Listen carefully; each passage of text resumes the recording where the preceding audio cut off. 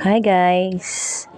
For today's video ay pagtitripan kong kulay ng buhok ko.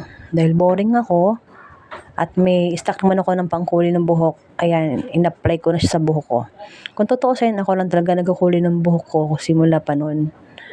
Lahat na yata ng pangkulay ng buhok nailagay ko na sa buhok ko.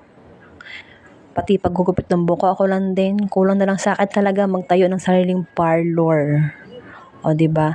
At saka mas maganda talaga yung alam mo din paano gawin 'yan sa sarili mo, lalo sa buhok mo.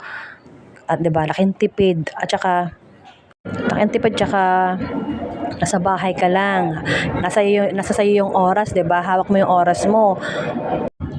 Guys, kung ano nga pala yung napansin niyo diyang malaki, dedmahin niyo na. Busog lang 'yan, mali kayo ng iniisip, ha?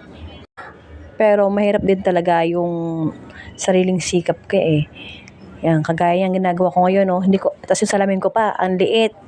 O, 'di ba, ako lang yata yung nagkukulay ng buhok na walang kagamit-gamit sa pangkulay.